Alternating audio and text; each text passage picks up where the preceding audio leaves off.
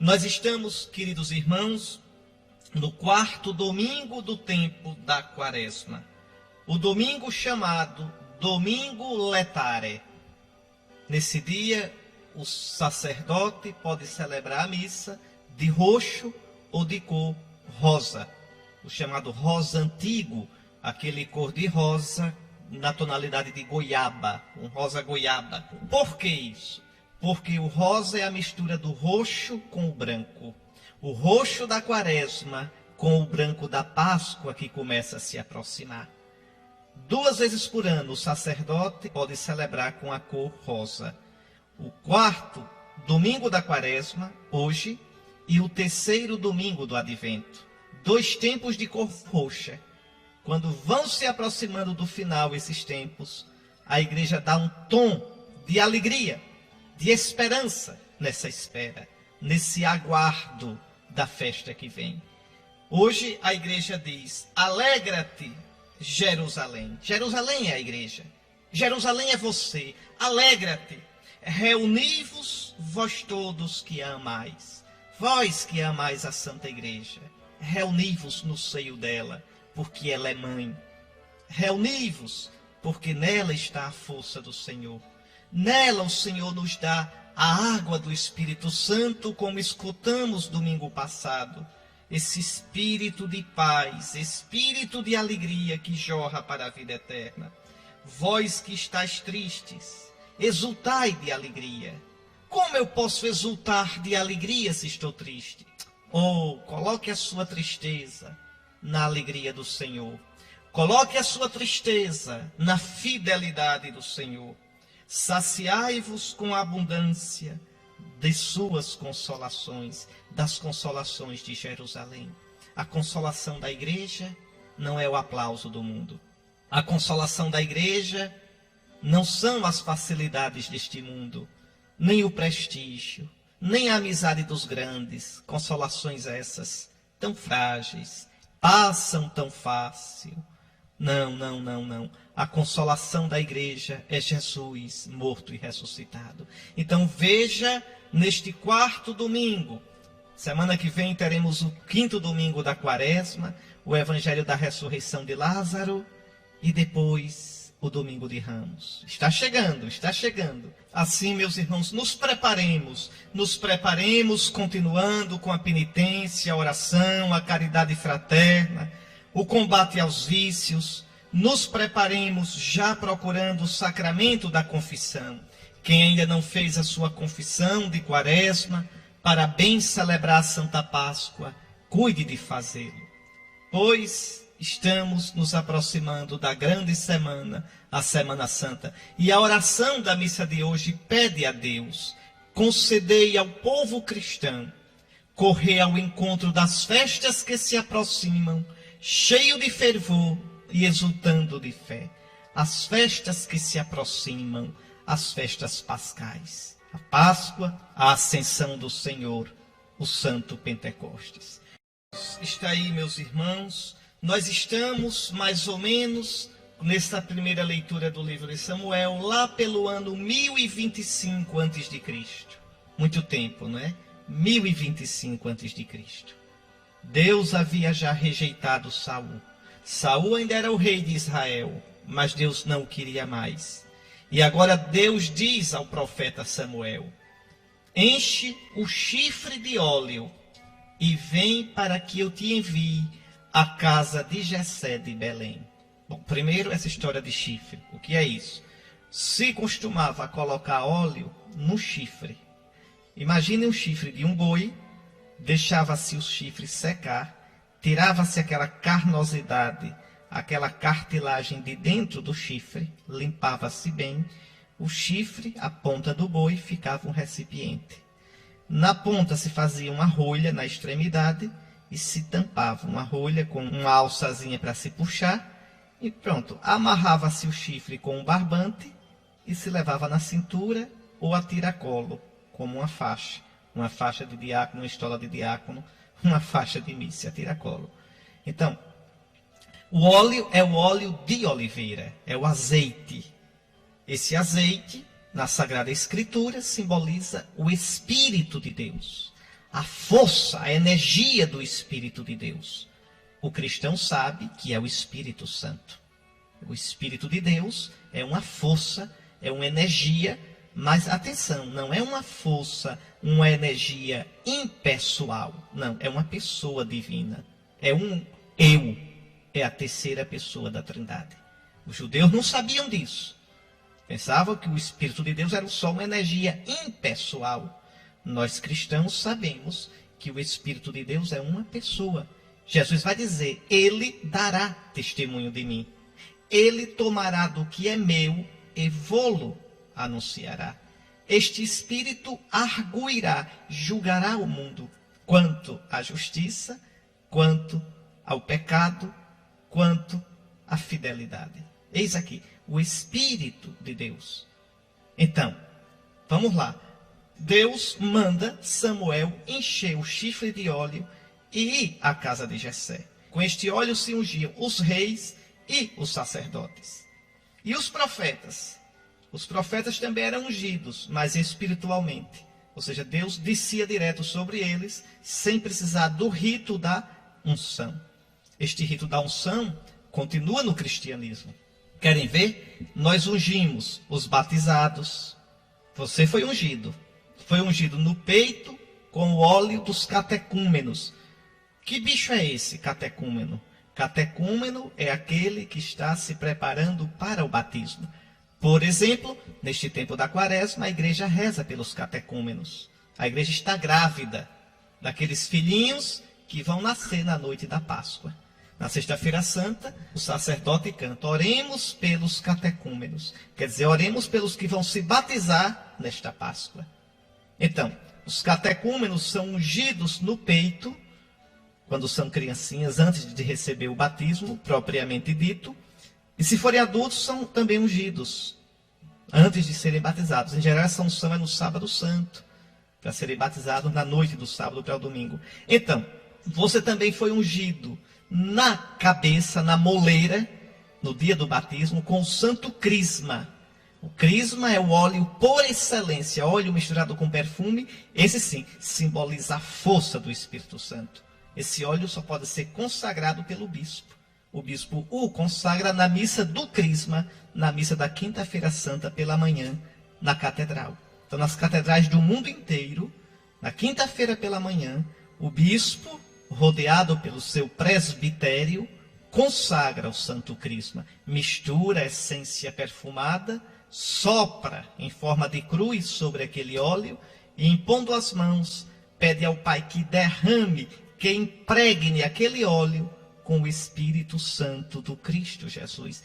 A palavra Cristo quer dizer ungido. Jesus que foi ungido com o Espírito, sobretudo na ressurreição, dê a força do seu Espírito àquele óleo, para que aquele que for ungido receba o Espírito, fonte de água viva que jorra para a vida eterna. Foi o evangelho de domingo passado. Então, só para você entender, o que mais é ungido? É ungido aquele que vai se crismar, recebe a unção do santo crisma na testa, para receber a força do Espírito Santo. O Espírito Santo como força. É ungido o sacerdote, quando o bispo ordena, unge as suas mãos. Mãos que vão abençoar, sobretudo as mãos que ele vai impor sobre o pão e o vinho, para transformá-los no corpo e no sangue de Cristo Jesus. Depois é ungida a cabeça do bispo. Na ordenação episcopal, joga-se óleo na nossa cabeça. Joga-se o crisma na nossa cabeça. E a gente recebe a plenitude do sacerdócio de Cristo. Quem tem a plenitude do sacerdócio de Cristo é o bispo. O padre participa dessa plenitude. Como no Antigo Testamento, Deus tomou do Espírito Santo que estava em Moisés e repartiu com 72 anciãos de Israel. O bispo reparte do Espírito que ele tem em plenitude, não perde nada. O Espírito é como o fogo, você reparte o fogo, não perde nada, continua tudo aceso. Então, o bispo reparte com os sacerdotes, e aí lhes dá o Espírito sacerdotal, e com os diáconos, que não têm o sacerdócio. Então, esses são colaboradores do bispo. Colaboradores. O pastor da igreja é o bispo. É o bispo. O bispo na sua igreja, quer dizer, na sua diocese, o bispo é o vigário de Cristo. Santo Inácio de Antioquia, que viveu no comecinho da igreja, é muito bonito, viu? Santo Inácio era bispo de Antioquia. E Santo Inácio aprendeu o evangelho dos próprios apóstolos. Santo Inácio foi sucessor de Pedro como bispo de Antioquia. Porque Pedro foi bispo, morou em Jerusalém, foi bispo de Antioquia e depois foi para Roma. Pois bem, Inácio sucedeu a Pedro. E Inácio dizia, onde está o bispo, aí está a igreja. E dizia mais, o bispo é aquele que preside no lugar de Deus. E diz, quem desonra o bispo, desonra a Deus. E São Cipriano vai dizer, quem constrói um altar contra o altar do bispo. O que é construir um altar contra o altar do bispo? É se colocar em oposição sistemática ao bispo. Quem constrói um altar contra o altar do bispo, se é São Cipriano, no século III, constrói um altar a Satanás. Palavra forte, mas é verdade. Lembre do que diz o santo rei Davi, quando teve a chance de matar Saul. Deus me livre de levantar minha mão contra o ungido do Senhor. Saul era um rei perverso, um rei que depois se tornou injusto. Mas Davi não olha o rei segundo a carne. Davi olha o rei na fé. É o ungido do Senhor. Por que eu estou dizendo isso? Aproveitando essa história da unção, para que a gente pense bem, para que a gente tenha atitudes de fé. Não importa o nome do meu bispo, importa que ele é o bispo, aquele que preside no lugar de Deus, aquele que Deus, de um modo misterioso, que nem a gente entende, escolheu. Veja, eu sou bispo. Se você me perguntar, Dom Henrique, por que Deus escolheu o senhor? Eu não sei. Digo a você sinceramente, eu não sei. Eu também aceitei isso, ser bispo, na fé. Porque o núncio, o embaixador do Papa, chegou para mim e disse, o Santo Padre, depois de escutar o conselho de pessoas que conhecem o Senhor, o Santo Padre o está convocando para ser bispo auxiliar de Aracaju. Não diga não ao Santo Padre, porque seria dizer não a Deus. O senhor aceita? Depois disso, o que você diria? Então, vejam, e aí a gente aceita na fé, sabendo que Deus nos escolheu. Deus nos escolheu, claramente, pela decisão do Santo Padre, do sucessor do apóstolo Pedro, chefe da Igreja de Cristo. E aí a gente é ungido. Então, o primeiro que tem que crer que é o ungido do Senhor é aquele que foi ungido. Eu creio. Eu olho e digo, Senhor, por que a mim? Por quê? Eu não sei. Mas eu creio de todo o meu coração, Senhor, que Tu me escolheste. Pronto. Essa fé que eu tenho na minha unção, você também deve ter. Tanto quanto eu. Santo Ambrósio dizia, não olhe a pessoa, olhe o munus, a função que ele recebeu. Tu viste o bispo, tu viste o Cristo, sumo sacerdote. Tu viste o padre celebrando. Não pares na pessoa, não te detenhas na pessoa, deixe isso para os pagãos. Olha o munus, olha o ofício, a missão que ele recebeu. Isso é que é o correto. Então, porque foi ungido pelo Senhor. Davi, que tinha fé, dizia, não tocarei no ungido do Senhor. Se ele está errado, o Senhor vai julgá-lo um dia. Com mais severidade ainda. Santo Agostinho, lá vou eu saindo do assunto, mas eu volto já já. Santo Agostinho dizia aos cristãos da diocese dele, de Hipona, para vós sou bispo, convosco sou cristão. O que eu sou convosco, cristão, me enche de consolo.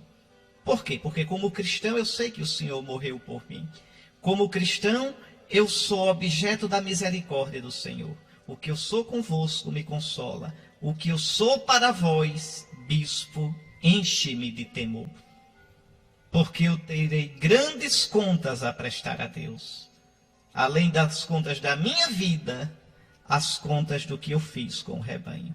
Se falei na hora certa, se calei quando deveria calar, se repreendi, corrigi e puni na hora em que devia fazer, se me omiti por medo, ou por amizade, ou por covardia, ou por preguiça. Veja, não é fácil.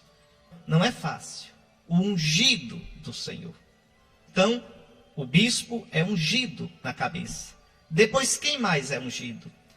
O doente é ungido, já com outro óleo, o óleo dos enfermos, quando se encontra numa situação grave de saúde. Ou quando vai se submeter a uma cirurgia delicada, perigosa. Ou quando já está numa idade tão avançada que sente os achaques, o peso forte, grande da vida. Então, unge-se a testa e as palmas das mãos deste enfermo. Então, as pessoas na igreja são ungidas com esses 3 óleos.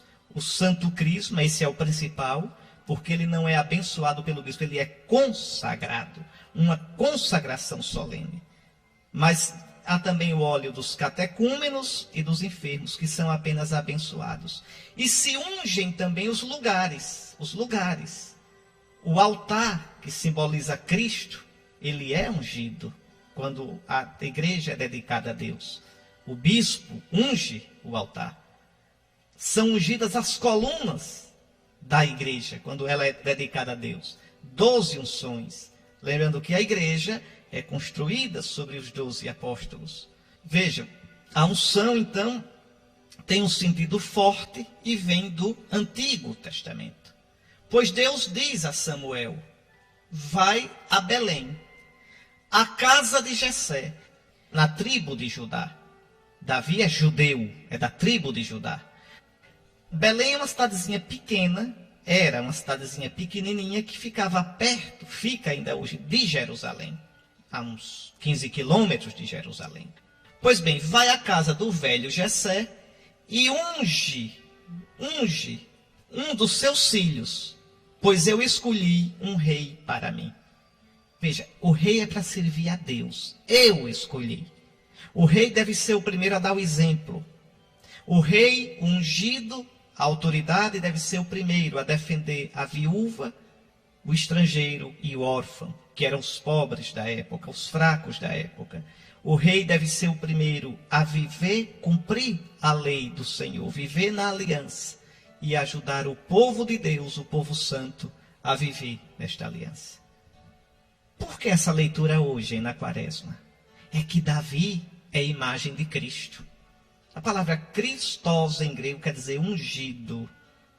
É igual a Mexia em hebraico, ungido. Então Davi, Deus escolheu Davi. E Davi é a imagem de Cristo, o verdadeiro ungido. Quem for para a missa do Crisma na quinta-feira santa, vai escutar o salmo responsorial belíssimo. Eu escolhi o meu eleito, eu ungi a Davi, meu servidor. Na sua cabeça coloquei minha coroa, minha verdade e meu amor estarão sempre com ele. A gente escuta isso e lembra do verdadeiro Davi, de Jesus. Eu escolhi esse. Oh meu Deus, o Senhor escolheu e vai deixá-lo morrer na cruz. Tu dizes que a tua coroa estará sobre ele, a coroa de espinho, antes da coroa da glória. Tu dizes que o trono dele jamais passará, mas antes do trono do céu é o trono da cruz. Que coisa! Como é bonito, como é bonita a nossa fé, como os planos de Deus são diferentes dos nossos. Pois bem, vai à casa do velho Jessé de Belém, Samuel, pois escolhi um rei para mim entre os seus filhos. Jessé tinha uma penca de filho. Assim que chegou, Samuel bota logo os olhos em Eliabe. Agricultor, forte, alto, robusto. E Samuel pensa, certamente é este o ungido do Senhor. Mas no coração escuta logo o que Deus diz. Não olhes para a sua aparência, nem para a sua grande estatura, porque eu o rejeitei. Quer dizer, eu não escolhi este. Não julgo segundo os critérios do homem.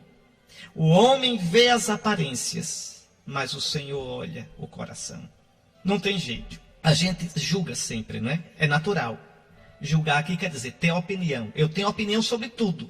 Eu tenho opinião como deve ser a igreja, como deve ser o papa, como deve ser o bispo, como deve ser o padre, como deve ser o diácono, como deve ser a vida, o mundo, tudo. Mas será que o meu julgamento é o de Deus? Será que o meu modo de ver é o modo de ver de Deus? Será que o meu modo de pensar é o modo de pensar de Deus? Claro que não.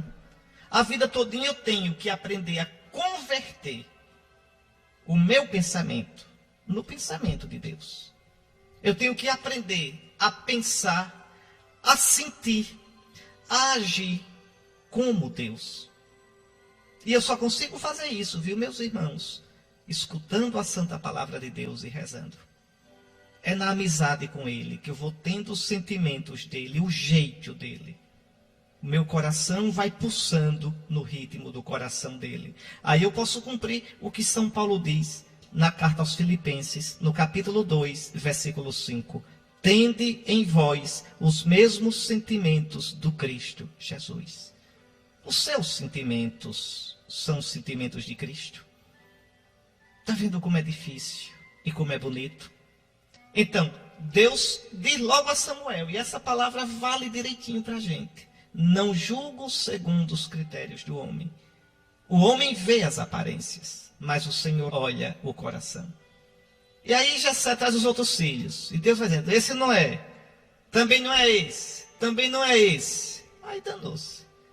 Depois de apresentar a penca de filho, a leitura aqui está resumida. Se você quiser ver a leitura toda, pega aí o primeiro livro de Samuel e leia o capítulo 16 todo. No fim, Samuel olha para Jessé e diz, o Senhor não escolheu nenhum destes. Estão aqui todos os teus filhos?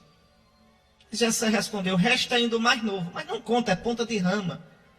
Veja, na Bíblia, na Terra Santa, interessa o primeiro, primogênito. Primogênito herda do pai a bênção, herda do pai o comando da família. Por isso Jesus é o primogênito dentre os mortos. Mesmo que não tenha outros filhos, outros irmãos, mas ele é o primogênito. É quem abriu o útero da mãe. É o primeiro filho do pai, tem toda a dignidade. Então, tem um, mas está lá no campo, e esse é pequenininho. Aí Samuel diz, manda buscá-lo, pois não nos sentaremos à mesa enquanto ele não chegar. E Jessé manda buscar o pirralho. Era Davi. Que coisa bonita. Ruivo, de belos olhos e de formosa aparência. Bonitinho, mas fraquinho. Na Terra Santa não era quem era bonitinho. Tem que entender a mentalidade da Bíblia. Quem tem que ser bonitinho é mulher. O homem tem que ser forte. Era assim a mentalidade. A mulher se destacava pela beleza, pela virtude, a mansidão. A mulher virtuosa na Bíblia é aquela que é trabalhadora, aquela que é bela. O homem não tem que ser belo, tem que ser trabalhador, forte para defender a família, defender a casa. E aí chega Davi, ruivo, de belos olhos e de formosa aparência. Ninguém daria nada por ele.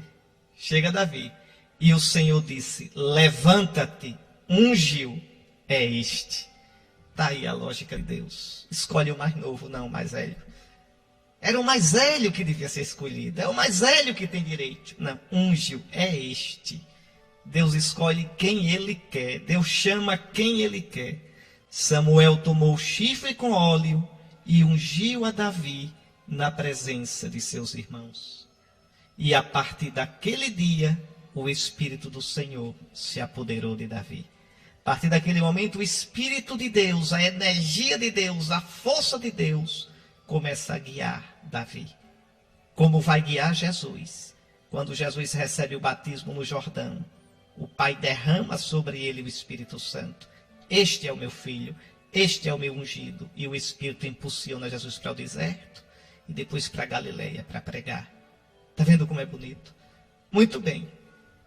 Nós também fomos ungidos. O nome cristão quer dizer ungido. Cristão vem de Cristo, Cristo é ungido. Nós somos escolhidos. O Senhor, sem nenhum merecimento nosso, nos escolheu.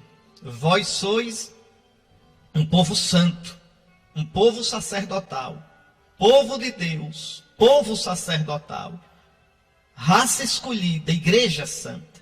Nós não podemos viver como os pagãos vivem. Nós não podemos pensar como os pagãos pensam, porque o Senhor nos ungiu e o Espírito do Senhor Jesus, do ungido, repousa sobre nós. É o que Jesus disse à samaritana domingo passado: ô mulher, quem vem buscar água no poço de Jacó, quem vem buscar água na lei, no Antigo Testamento, ainda vai ter sede. Quem vem buscar água nas coisas do mundo ainda terá sede, nos poços do mundo. Mas quem beber da água que eu der, a água que vai sair de mim, morto e ressuscitado, e esta água é o Espírito Santo, nunca mais terá sede. Nunca mais, porque experimentará nele uma fonte de água que jorra para a vida eterna. Eis aqui, isso que Jesus vai dar, está aqui anunciado na leitura de hoje, na escolha desse pirralhinho ruivo, de aparência bonita e de belos olhos. Bendito seja Deus pela sua sabedoria.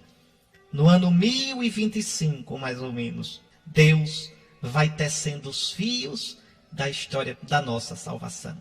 Vamos agora rezar o salmo da missa deste quarto domingo da quaresma, que é um salmo conhecidíssimo, o Salmo 22, o Senhor é meu pastor. Agora você preste atenção, deixa eu lhe perguntar, esse salmo é do pastor ou é da ovelha? Quem é que está falando desse salmo? Não é o pastor, é a ovelha. Sou eu, é você. É a ovelhinha toda faceira. Agora você imagina o deserto da Judéia, deserto brabo, quase sem água, água só em poço, sem capim. Você tem que procurar, o pastor tem que procurar capim para botar para as ovelhas. Não se plantava capim. E a ovelhinha diz: o Senhor é meu pastor, não me falta nada, estou tranquila. É a ovelhinha pensando. Esse salmo é muito bonito porque mostra a atitude que a ovelha deve ter diante do pastor, diante de Deus, o verdadeiro pastor de Israel. Essa é a primeira coisa que eu queria dizer para você. A segunda, por que esse salmo hoje? Por causa de Davi. Porque Davi era pastor. Porque Davi é a imagem de Cristo. Como Davi cuidava das suas ovelhinhas, Cristo cuida do seu rebanho. Aliás, existe um texto lindo que mostra como Davi era um bom pastor. Quando a Sagrada Escritura conta a peleja, a briga de Davi com Golias, você se lembra o que é que Davi diz a Golias? Porque Golias fica danado. Golias vai lutar quando olha Davi, vê Davi franzininho, vê Davi aquele menininho de nada, galeguinho, aquele menino franzino, bonitinho. Aí o gigante, o Golias, se sente humilhado com isso. Mas me mandaram esse franzinozinho para aqui, pois eu vou acabar com você. Você se lembra o que é que Davi diz a Golias? Olhe o primeiro livro de Samuel, o capítulo 17. Davi diz uma coisa linda. O gigante diz: vem cá, e darei tua carne às aves do céu e às alimárias do campo. Mas Davi retrucou ao filisteu. Isso está no versículo 45. 1 de Samuel 17, 45. Tu vens contra mim com espada, lança e escudo. Eu, porém, venho a ti em nome do Senhor dos Exércitos, o Deus dos exércitos de Israel, que desafiaste. Hoje mesmo o Senhor te entregará em minhas mãos. Eu te ferirei, te deceparei a cabeça, e darei o teu cadáver e os cadáveres do exército filisteu às aves do céu e aos animais selvagens. De onde vem essa força todinha de Davi? De onde vem? Por que é que ele tem essa coragem? Porque ele enfrentou muitas vezes o desafio de defender o seu rebanho.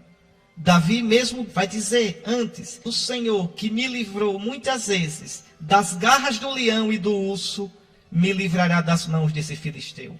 Ele diz a Saul. Saul diz: como é que você xoxinho vai lutar contra esse filisteu? Davi era um pastor zeloso. Olha. Davi muitas vezes enfrentou leão. Claro que não lutou com o leão com as mãos, mas jogando pedra, com fogo, mas corria risco de vida. E ele diz a Saul, está no versículo 37, Davi acrescentou: o Senhor que me livrou das garras do leão e do urso, me livrará das mãos desse filisteu. Tá aí. Davi era um pastor dedicado. Davi era um pastor que passava o dia com suas ovelhas e que era capaz de arriscar a vida. Jesus vai dizer, o bom pastor dá a vida pelas ovelhas. Enfrenta o urso, enfrenta o leão. E o Davizinho pequenininho, xoxinho, diz, o Senhor que me livrou muitas vezes das garras do urso e do leão, me livrará desse filisteu. Então aqui o bom pastor é Jesus, o verdadeiro Davi. E o terceiro motivo para esse salmo é que este salmo, veja, estamos na quaresma. Eu já expliquei a você que na quaresma os catecúmenos se preparam para receber o batismo, a crisma e a eucaristia, os 3 sacramentos juntos, na noite da Páscoa. E nós todos nos preparamos para renovar nossas promessas do batismo. E o salmo de hoje fala desses 3 sacramentos. O Senhor é o pastor que me conduz. Me conduz para onde? Para as águas repousantes. Quais são as águas repousantes? A água do batismo. Jesus disse domingo passado, mulher, quem beber da água que eu der. E Jesus vai dizer no evangelho de hoje, você vai ver, daqui a pouco você vai escutar o evangelho de hoje.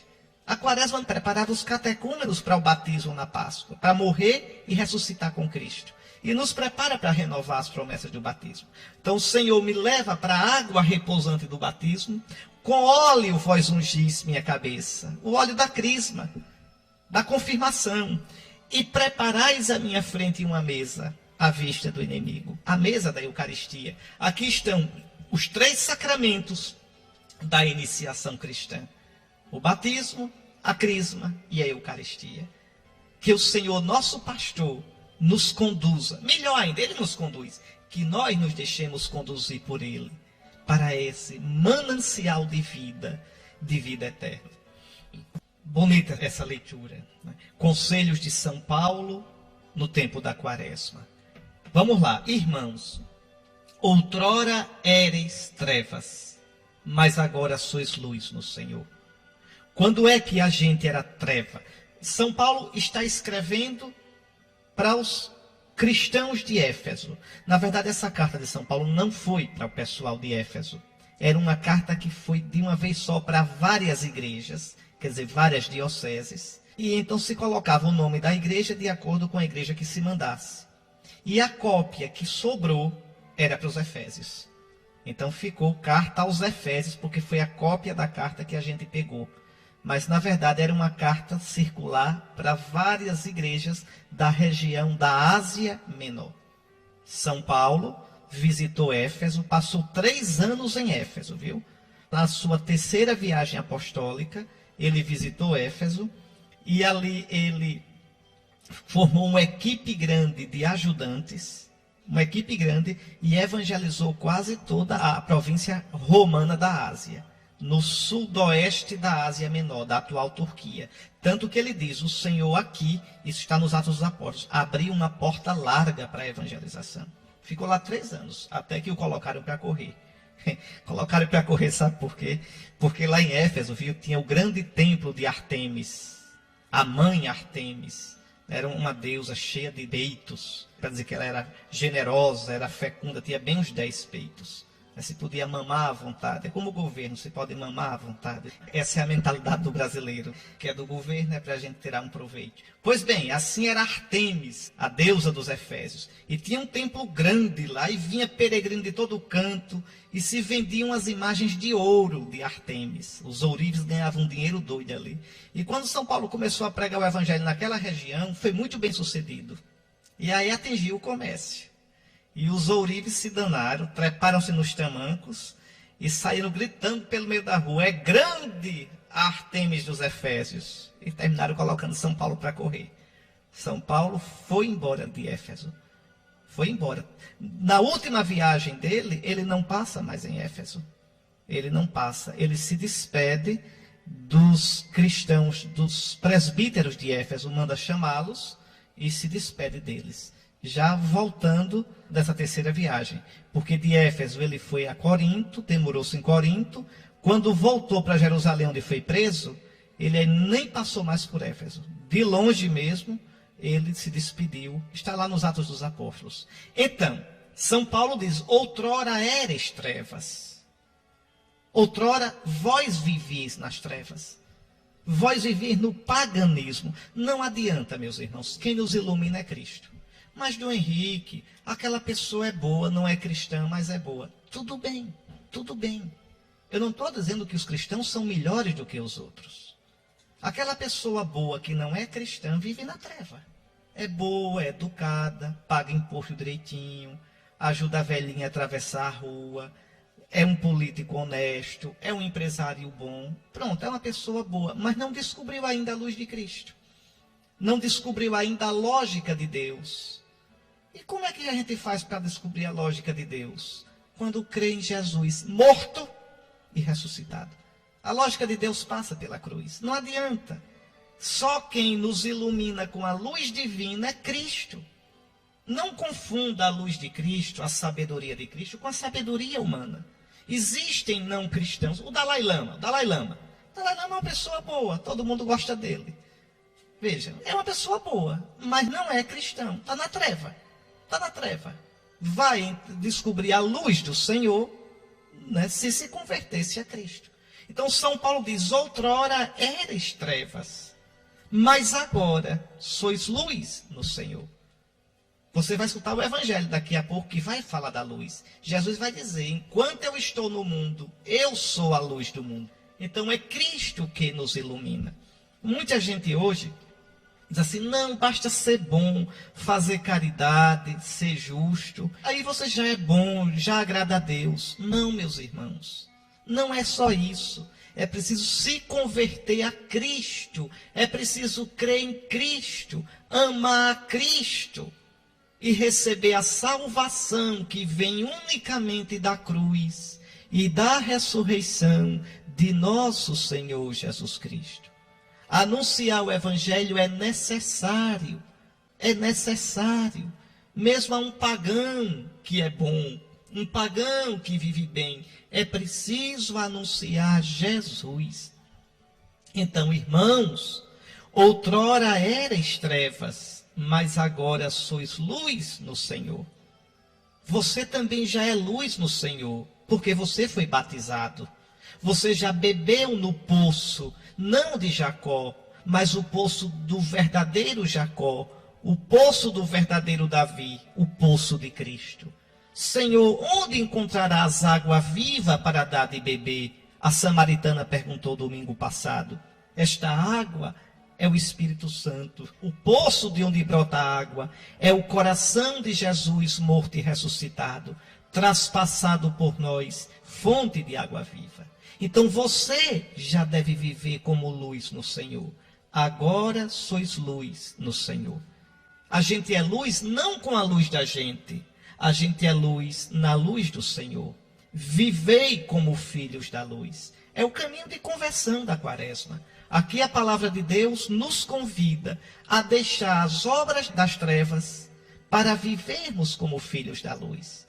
Por isso o combate espiritual da Quaresma. Mas aqui, meu querido irmão, minha querida irmã, não basta boa vontade, não bastam belos sentimentos. Aqui é necessário o combate, oração, penitência, exercício da caridade fraterna, de sair de mim para amar o irmão, de me aproximar de quem precisa de mim, de ir ao encontro do pobre, do sofrido, sair do meu comodismo e, por amor de Cristo, abrir-me para os outros. Por amor de Cristo, no amor de Cristo.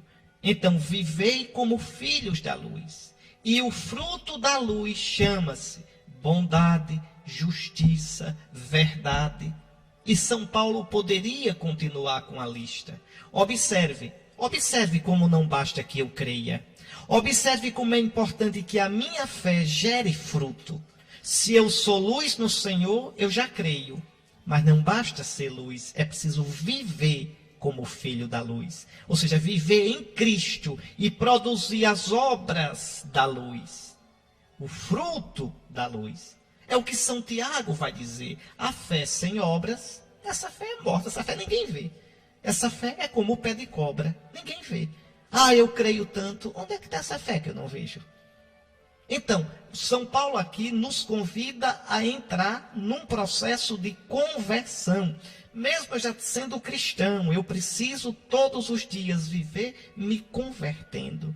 Sair das minhas trevas para a luz de Cristo. Jesus, Tu és minha luz. Jesus, Tu és minha luz interior.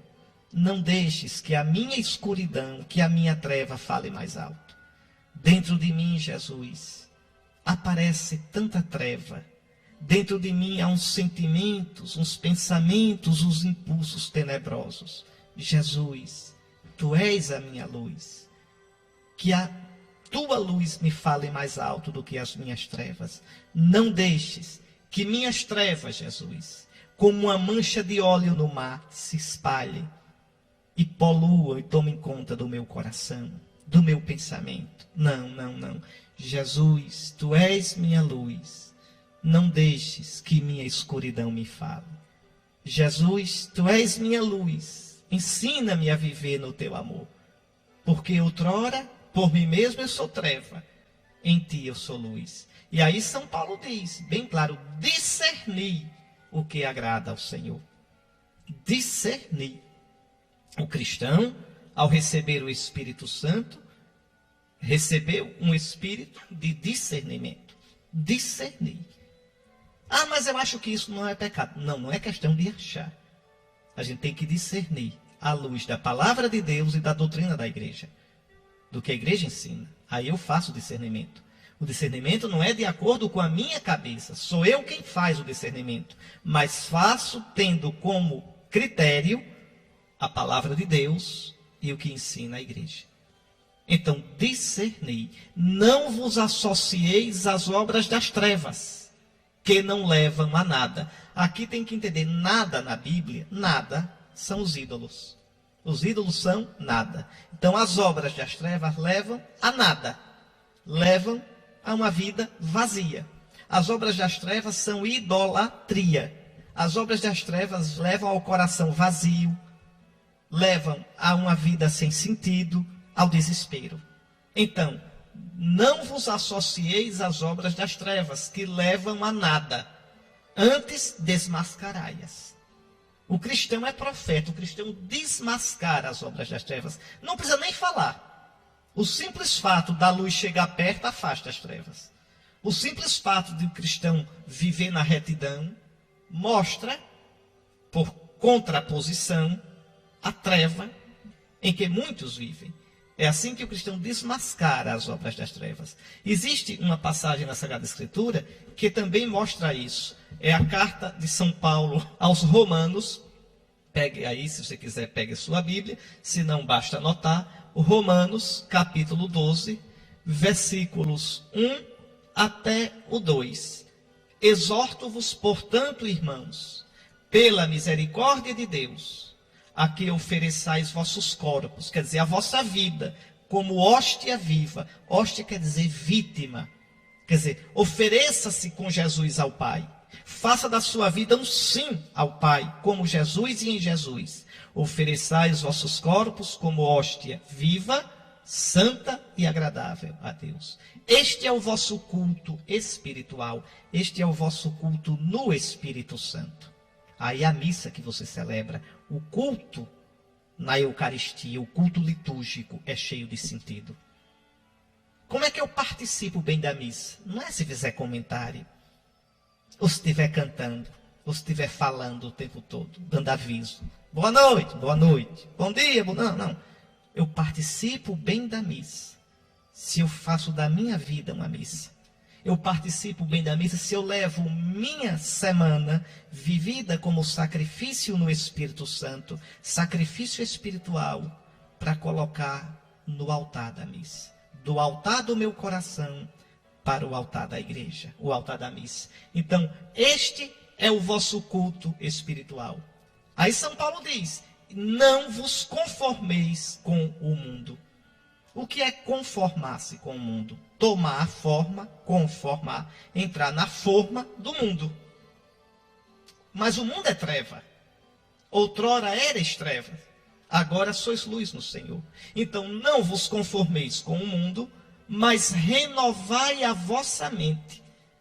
Então, discernimento. Renovai segundo Cristo, a fim de que possais discernir qual é a vontade de Deus, o que é bom, agradável e perfeito.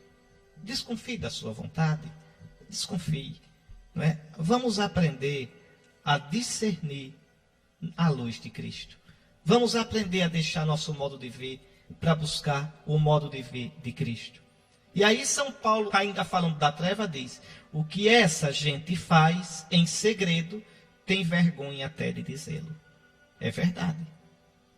Todos nós, a começar por mim, todos nós, temos tanta coisa na nossa consciência que a gente tem vergonha até de recordar, de lembrar. Então, porque são obras das trevas, são tendências que vêm das trevas. E é preciso iluminar com a luz de Cristo. E aqueles que vivem nas trevas não assumem que estão nas trevas. Pensam, coitados, que estão na luz. Aí São Paulo diz: tudo o que é condenável torna-se manifesto pela luz. E tudo o que é manifesto é luz. Não adianta, no fim dos tempos, todas as nossas obras, também as suas, viu? As minhas, tudo será colocado às claras. Tudo, tudo. É por isso que se diz: desperta tu que dormes. Dormes onde? No pecado. Dormes no pecado. Dormes nas trevas. Levanta-te tu que dormes. Levanta-te dentre os mortos. Ressuscita. Sobre ti Cristo resplandecerá. O Cristo cuja glória brilhou domingo atrasado no Monte Tabor. Se você entrar no combate com Cristo, como no primeiro domingo da quaresma, Cristo enfrenta o diabo, e eu dizia, ele entrou para combater Satanás 40 dias no deserto, para que você entre com ele e combata também. Aí você vai brilhar na luz de Cristo, como ele brilhou no domingo atrasado no Monte Tabor. Para isso você bebeu da água da vida no batismo, que é o Espírito Santo. Por isso, você no evangelho de hoje vai ser curado da sua cegueira para ver a luz. E a luz é Jesus. E agora vamos escutar mais um daqueles evangelhos compridos da quaresma, mas são tão gostosos de ouvir. O que evangelhos bonitos. São João escreve de um modo impressionante. Então vamos lá, olha. Primeiro domingo, as tentações. Não é isso? Entrar com Jesus no deserto quaresmal, para com ele ser tentado e com ele vencer. No segundo domingo, a transfiguração do Senhor. Jesus nos mostra onde a quaresma vai dar, onde nossa luta nos leva a sermos transfigurados com Cristo. Quem presencia, quem se une a Cristo na sua paixão e na sua ressurreição, pode testemunhar a glória de Cristo. Por isso Jesus dizia no evangelho de domingo atrasado: não conteis a ninguém essa transfiguração, até que o Filho do Homem ressuscite dos mortos. Não pode proclamar a glória de Cristo quem não passou pela cruz de Cristo. Depois, no domingo passado, terceiro domingo, a samaritana, a mulher pagã que tinha 5 maridos, os 5 deuses dos samaritanos. Já tiveste 5, e o que tens agora também não é teu marido. Não adianta adorar o Deus de Israel, porque vocês adoram errado. A salvação vem dos judeus. Isso domingo passado. Deixar de beber desse poço, mulher, e beber do poço que sou eu vou dar o Espírito Santo. E a mulher deixa lá o cântaro, não vai mais nunca pegar daquela água, porque descobriu o poço verdadeiro que é Jesus. Então, isso domingo passado, também você, pelo batismo, teve acesso a esse poço que é Jesus. Beba dele e você não terá sede. Tudo isso uma catequese a igreja vai fazendo, preparando para o batismo os catecúmenos e preparando a gente para renovar a nossa vida batismal. Um dos nomes do batismo na antiguidade era sacramento da iluminação, porque a gente passa da cegueira, outrora eres trevas, agora sois luz no Senhor. Por isso esse evangelho de hoje, belíssimo. Olha, meus irmãos, são evangelhos de tirar o fôlego, de uma beleza impressionante. São longos, não são? Mas isso aqui não tem jeito, é para comentar versículo por versículo, olhando o nosso Jesus. Naquele tempo, ao passar, Jesus viu um homem cego de nascença. Aqui Jesus está em Jerusalém para uma das festas dos judeus e vê esse homem. Escuta só, esse homem nunca viu a luz, é cego de nascença. Esse homem representa os pagãos. São Paulo disse: outrora erais trevas, vivíeis nas trevas, nunca vistes a luz. Esse homem representa os pagãos e representa também os judeus que não creem em Jesus. Então é cego, não vê a luz, nunca viu, nem tem ideia da luz. Os discípulos perguntaram a Jesus: mestre, quem pecou para que nascesse cego? Ele ou seus pais? Aqui a nossa mania de querer explicar do nosso modo as coisas da vida, não do modo de Deus. É a nossa justiçazinha capenga. Se esse homem está sofrendo, está pagando o que fez. Pronto. O que foi que essa pessoa fez para merecer isso? Não é assim que a gente pensa? Então, mestre, quem pecou? Ele ou seus pais? Ele está pagando a culpa dos pais? Olha, o profeta Jeremias e o profeta Ezequiel já tinham dito que isso não vale. É danado, o povo é danado, ainda hoje é assim. No século VI a.C., o profeta Ezequiel disse em nome de Deus: acabem com esse ditado que vocês dizem, Israel. Os pais comeram uvas verdes e os filhos nasceram com os dentes estragados. Não era um ditado, quer dizer, os filhos pagam pelos pais. Isso está no capítulo 14 do profeta Ezequiel.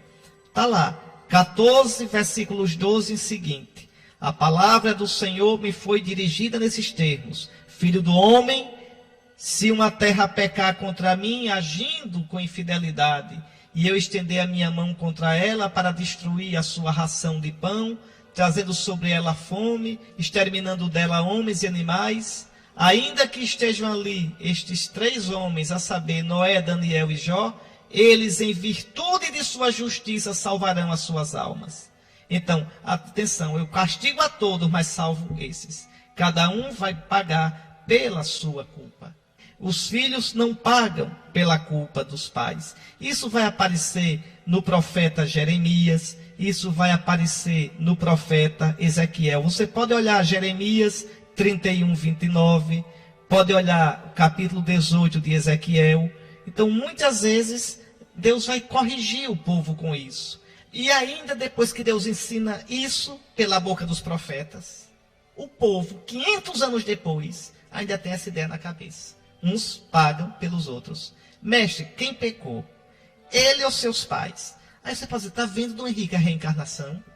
Se ele é cego de nascença, como é que ele pode ter pecado? Foi em outra encarnação? Não, não. Se você estudar os rabinos de Israel, os rabinos diziam que no ventre da mãe a criança também podia pecar.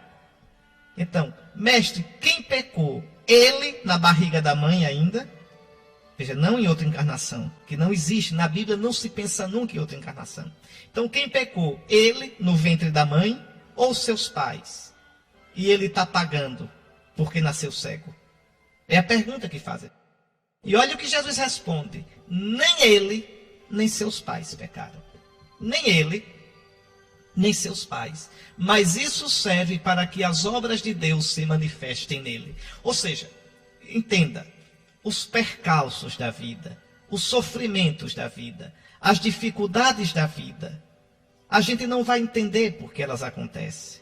Mas saiba, se a gente enfrentar essas dificuldades, estes percalços, confiando em Deus, tudo isso termina sendo para a glória de Deus. Porque a gente triunfa. Porque a gente sai desses percalços, dessas dificuldades, mais fortes, mais maduros, mais tementes a Deus. Nos tornamos um testemunho vivo do amor a Deus. Então, ao invés de ficar perguntando o porquê, e o querendo explicação com teorias capengas, da nossa cabecinha curta, da nossa inteligência pequena, que a gente entenda que por trás dos mistérios da vida, Deus está presente e nos convida a tirar do mal o bem, da derrota a vitória, da treva a luz. Então Jesus diz: nem ele pecou, nem seus pais. Isso serve para que as obras de Deus se manifestem nele. Oh, meu Jesus, que nas dificuldades da minha vida, as tuas obras se manifestem em mim. Que nas dificuldades, no pranto, na derrota e na morte, ao invés de sair o desespero, a praga, a raiva, a blasfêmia, a reclamação, a impaciência, o azedume, que saia a confiança em ti. O teu louvor saia dos meus lábios, para que em mim se manifeste a tua glória, a tua obra. É isso, meus irmãos. E aí Jesus diz: é necessário que nós realizemos as obras daquele que me enviou, enquanto é dia. Vem a noite em que ninguém pode trabalhar. Enquanto estou no mundo, eu sou a luz do mundo. Que coisa linda. Jesus diz: enquanto eu estiver aqui, eu tenho que fazer a obra do Pai e mostrar a luz que vem do Pai. Eu sou a luz do mundo. Quem me segue não anda nas trevas. Então, quem de verdade deixa que Deus haja na sua vida, essa pessoa também se torna luz no Senhor. Outrora eras treva, mas agora sois luz no Senhor. Essa palavra que Jesus diz dele: enquanto estou no mundo, eu sou a luz do mundo, serve para todos nós. Por isso está no plural também. É necessário que nós, que eu e você, em nome de Jesus, realizemos as obras de Deus. Mas para isso, temos que deixar as obras das trevas. Enquanto estou no mundo, eu sou a luz do mundo. Jesus, tu és a minha luz interior. Jesus, não deixes que a minha escuridão me fale. Jesus, tu és minha luz, que eu possa viver o teu amor, Jesus. Muito bem, dito isto, atenção, Jesus cuspiu no chão, fez lama com o cuspe, com a saliva, e colocou-a sobre os olhos do cego. Por que Jesus faz isso? Se você descobrir, na Páscoa eu lhe mando um doce de leite. Hein? Por que Jesus faz isso? Jesus faz isso porque para o judeu a saliva, o cuspe, era o espírito, o sopro feito líquido. Atenção.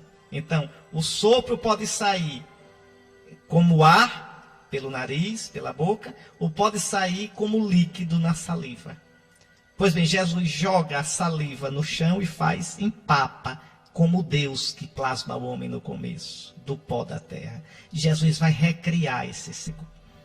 É Deus criador. É Jesus, olha, pega o barro e sopra o espírito, e o homem se tornou um ser vivente. Que aqui diz o Gênesis: Deus plasmou o homem do pó da terra e soprou-lhe o espírito nas narinas. Agora Jesus pega o barro e coloca a saliva, o seu sopro. Ele não disse à samaritana que ele dava o espírito, que dele jorrava água viva? Você não acredita. Está vendo? Então olha aí. Ele agora vai fazer esse homem renascer. Todo aquele que está em Cristo é uma nova criatura. Passaram as coisas antigas, eis que tudo se fez novo. Outrora erais trevas, vivíeis nas trevas, agora sois luz no Senhor. Jesus vai recriar esse homem. Ele recriou a mim, ele recriou você no dia do batismo. Ele fez de você pessoa carnal em pessoa espiritual, pessoa cheia do Espírito Santo. Jesus cuspiu no chão, fez lama com a saliva e colocou-a sobre os olhos do cego. E disse-lhe: vai lavar-te na piscina de Siloé. E João, que não é bobo, coloca: que quer dizer enviado. Quem é o enviado? É Jesus. Quem é o enviado do Pai? O Messias do Pai? Jesus. Qual é a piscina de Jesus? A pia batismal. Tu és cego, tu és treva, eu te recriarei. Vai lavar-te na minha piscina. Quem crê e for batizado será salvo. Quem crê e for batizado será salvo. Pois bem, o cego foi, lavou-se e voltou enxergando. Isso aconteceu com a gente, meus irmãos. Isso acontece com você se você viver o seu batismo. Se você viver o seu batismo, você enxerga, porque vê tudo como Deus vê. Vê tudo como Jesus vê.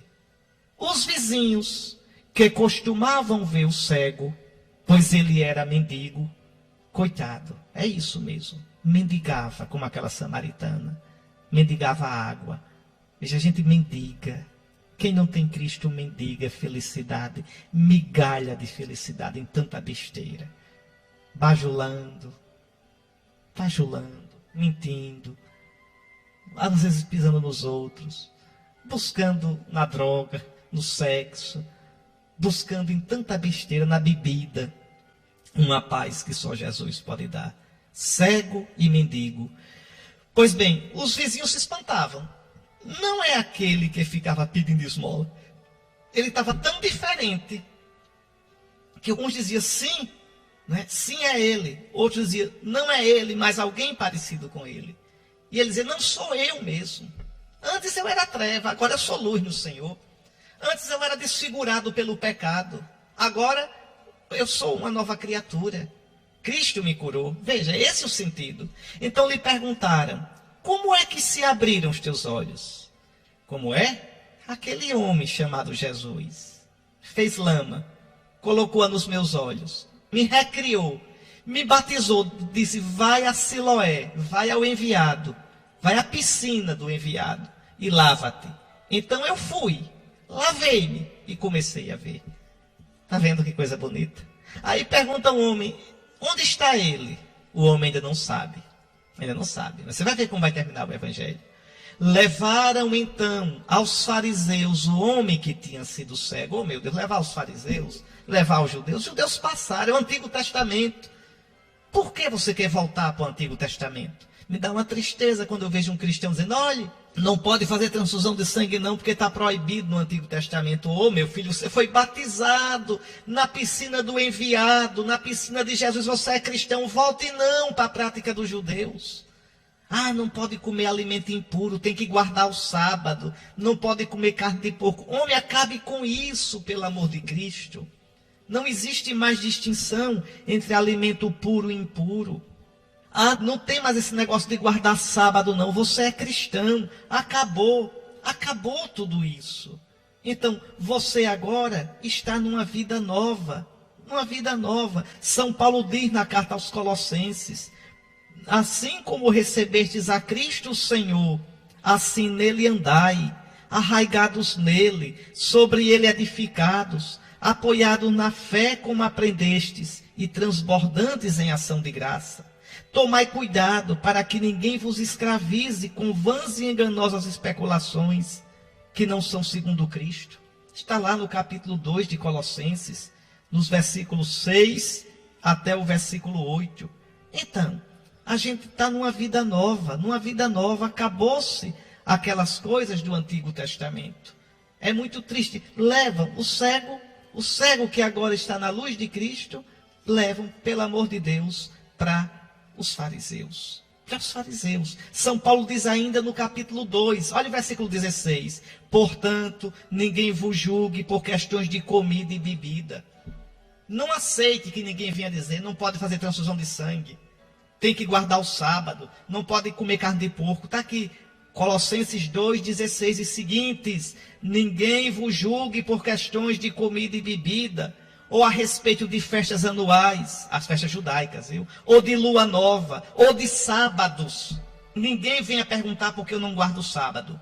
Porque se perguntar, eu digo, é porque eu sou cristão.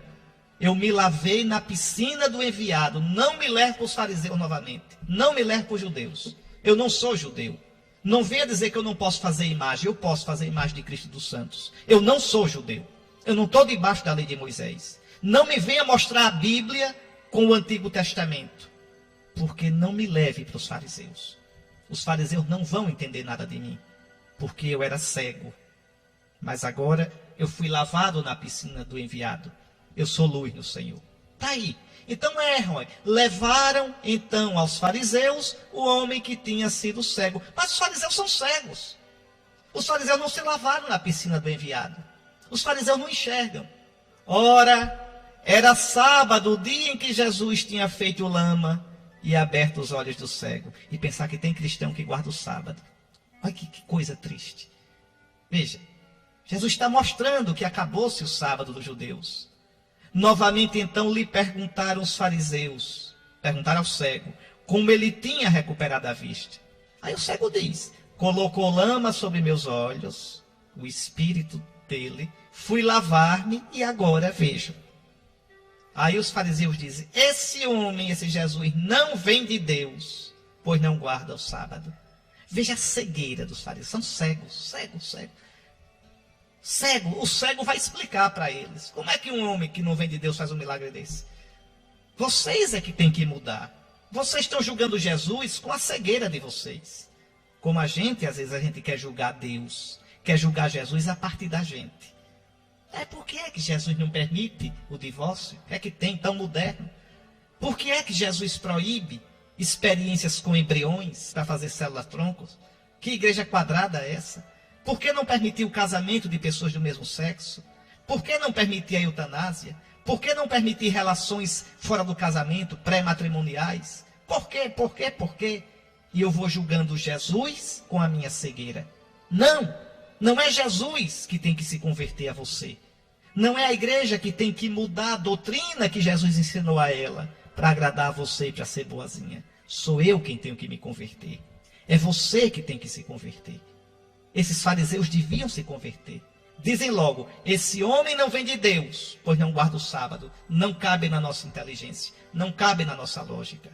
Mas outros ainda diziam, como pode um pecador fazer tais sinais? E aí os fariseus perguntam ao cego, tu, o que dizes daquele que te abriu os olhos? O cego agora está mais sabido do que os fariseus. Diz, é um profeta. Jesus é mais do que um profeta. Repare, o cego, primeiro não sabia nem onde estava Jesus. Quem foi o homem? Não sei. Leva até Jesus. Agora veja, ele já diz, é um profeta. Vai cada vez mais.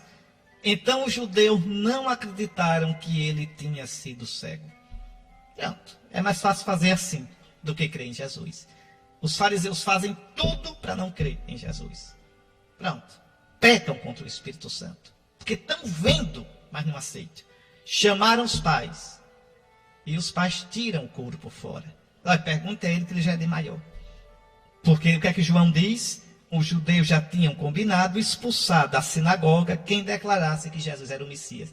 Essa frasezinha aqui de João é porque quando o evangelho foi escrito, já estava realmente decidido. Depois do ano 70, Jesus morreu no ano 30. Depois do ano 70, os judeus decidiram que todo aquele judeu que cresce em Jesus era expulso da sinagoga. Por isso João coloca isso aqui. Está certo? Bom, então por isso os pais dele dizem, olha, ele é maior de idade, pergunte a ele.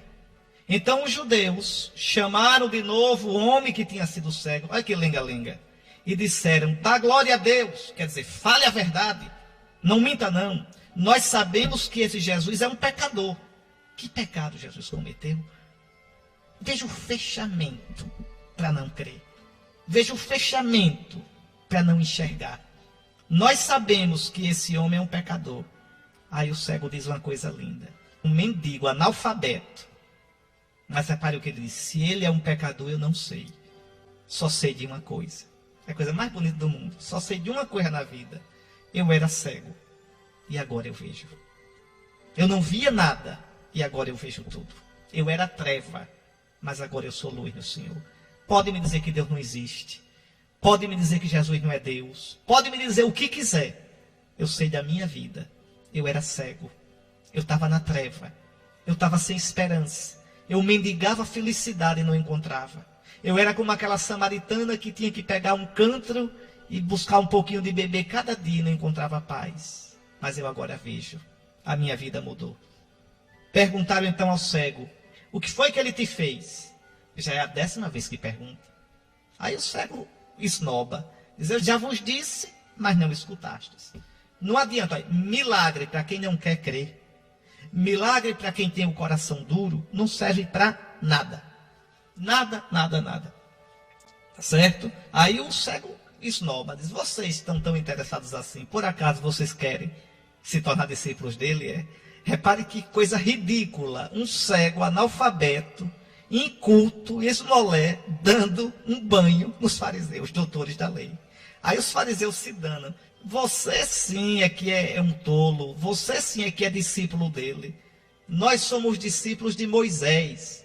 Pois bem, o que é que diz a Escritura?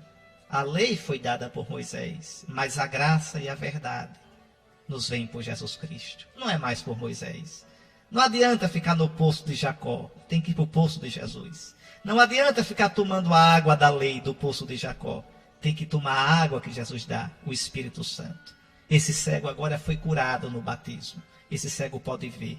Então os fariseus cegos dizem, você sim é discípulo dele. A gente é discípulo de Moisés. Nós sabemos que Deus falou a Moisés, mas a esse aí o cego dá uma aula para os fariseus. É uma mangação. O cego disse, espantoso. Vós não sabeis de onde ele é? No entanto, ele me abriu os olhos. Nós sabemos que Deus não escuta os pecadores, mas escuta quem é piedoso e faz a sua vontade. Jamais se ouviu dizer que alguém tenha aberto os olhos a um cego de nascença. Se esse homem não viesse de Deus, não poderia fazer nada. Repare o cego como agora enxerga. Repare o cego como agora é luz no Senhor. Repare o cego como agora tem uma sabedoria. Aí os fariseus se danam. Tu nasceste todo em pecado. Tu és gentinha, ralé, e estás nos ensinando. E expulsaram-no da sinagoga. Pronto, você não tem mais lugar, você não é mais judeu. Agora você é cristão, vai estar aqui. Está aí. Jesus soube que o tinham expulsado. Encontrando, perguntou-lhe. Aqui vem o ponto mais alto do Evangelho. O mais bonito. Crês no Filho do Homem? E o cego pergunta com a maior humildade. Quem é, Senhor? Para que eu creia nele.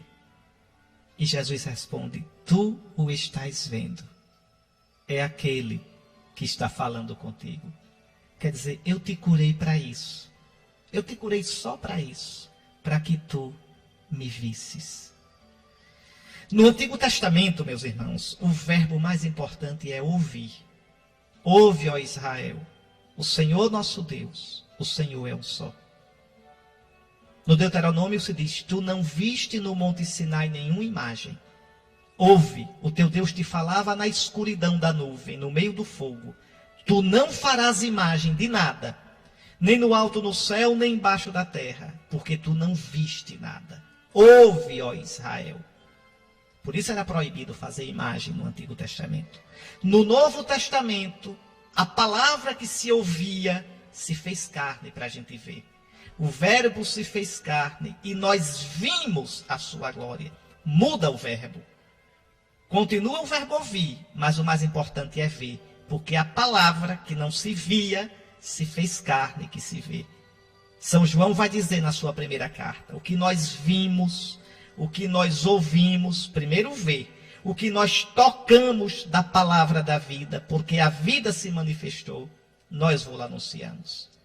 Veja, e São Paulo vai dizer, em Colossenses 1,15, Jesus é a imagem do Deus invisível. Então agora a gente pode fazer imagem sim, porque o Deus que não se vê, eu posso ver em Jesus. Eu posso ver em Jesus. Jesus é a imagem viva de Deus. E os santos são a imagem viva de Jesus. Porque São Paulo diz, como outrora trouxestes a imagem do homem terreno, agora trazeis a imagem do homem celeste. O que vem da terra é terreno, é terrestre. O que vem do céu é celeste. Cada santo, cada cristão é imagem viva de Jesus. Jesus, que é a imagem do Pai. Está aí. Repare como é bonito. Então Jesus cura o cego para que o cego possa vê-lo. Tu o estás vendo. Para isso eu te criei. Tu o estás vendo. Sou eu que falo contigo. E aí o cego diz, Senhor, eu creio. Eu creio, Senhor. E prostrou-se diante de Jesus. Está aí. É cristão. Quer dizer, crê em Jesus. Crê em Jesus. Que coisa mais linda do mundo. Só um pouquinho, viu? Aquela história da imagem que eu falei. Olha aqui, olha. Como foi o homem celeste, tais serão os celestes. E assim como trouxemos a imagem do homem terrestre, assim também traremos a imagem do homem celeste. 1 Coríntios capítulo 15. Você pode começar a ler no versículo 44 até o versículo 49. 1 Coríntios 15, 44 a 49. Então, está aí, Senhor, eu creio. E aí Jesus diz, eu vim ao mundo para exercer um julgamento, a fim de que os que não veem, vejam, e os que veem se tornem cegos. O que quer dizer isso? Eu vim para trazer minha luz. Aquele que crê em mim, reconhece que não via, crê em mim e passa a ver. Aquele que é soberbo e acha que vê, vai ficar cego. Aquele que acha que só com a sua filosofiazinha, com a sua inteligênciazinha, com a sua cienciazinha, está entendendo tudo e vendo tudo, esse é cego de verdade. E aí os fariseus dizem, porventura, nós somos cegos? Jesus diz, vocês são o mais cegos de todos. Se fosseis cegos, não teríeis culpa. Ou seja, se vocês reconhecessem que eram cegos, não teriam culpa. Se converteriam e eu iluminaria vocês como fiz com esse cego.